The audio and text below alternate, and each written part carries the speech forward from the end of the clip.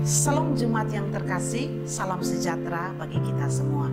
Senang sekali hari ini kita berjumpa kembali dalam renungan Light of Revival. Kita bersyukur kepada Tuhan masih diizinkan untuk menikmati hari yang baru. Dan kita akan sama-sama merenungkan firman Tuhan yang terambil dalam surat Kolose pasal 2 ayat yang ke-6. Demikian bunyi firman Tuhan. Kamu telah menerima Kristus Yesus Tuhan kita. Karena itu hendaklah hidupmu tetap di dalam Dia. Tetap di dalam Dia. Saudara yang terkasih dalam Tuhan Yesus Kristus, kalau kita perhatikan bagian firman Tuhan ini, sebenarnya pada saat itu jemaat di Kolose sementara menghadapi pengajaran-pengajaran sesat yang muncul dari guru-guru palsu, dari pengajar-pengajar palsu. Dan karena itu Paulus memberikan nasihat dan peringatan penting kepada jemaat Kolose. Supaya apa? Supaya mereka tetap ada di dalam Kristus. Apa artinya hidupmu tetap ada di dalam Dia? Kalau kita bertanya demikian, maka jawabannya kita bisa dapatkan di ayat selanjutnya dari Kolose pasal 2, yakni di ayat yang ke-7.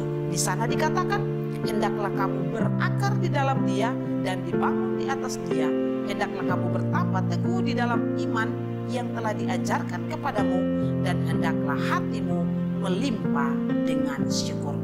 Bagian ayat yang ke-7 ini, kalau mereka mengatakan bahwa mereka ada di dalam Dia sebagai orang-orang yang sudah percaya, maka mereka harus berakar di dalam Kristus. Mereka harus dibangun di atas dasar Kristus. Mereka harus punya iman yang teguh di dalam Kristus, dan mereka harus berlimpah dengan syukur kepada Allah. Ini merupakan ciri-ciri dari mereka yang hidup tetap di dalam Dia. Caranya bagaimana supaya kita bisa memiliki hidup yang demikian? Yang pertama, tekun belajar firman Tuhan. Saudara, kenapa saya katakan begitu? Jemaat Kolose pada saat itu menghadapi ajaran sesat. Bagaimana caranya mereka bisa menghadapi ajaran sesat?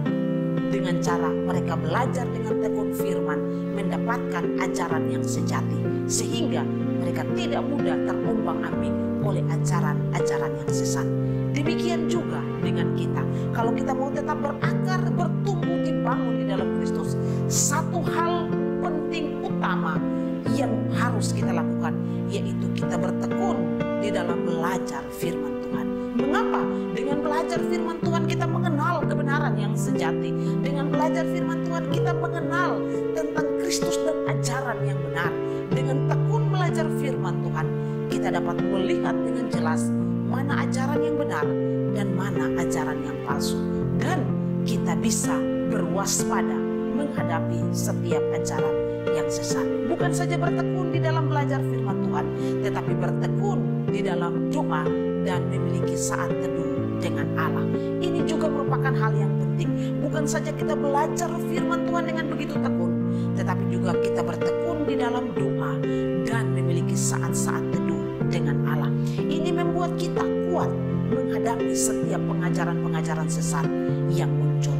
Dan kita juga harus memiliki kasih dan iman kita kepada Allah yang sejati.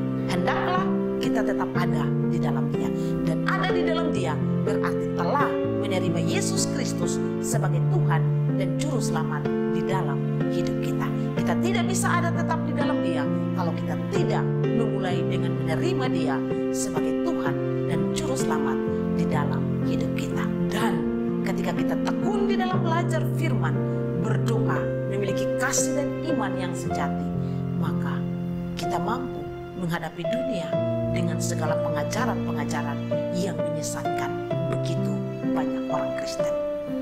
Kiranya Tuhan Yesus memberkati kita. Mari kita berdoa.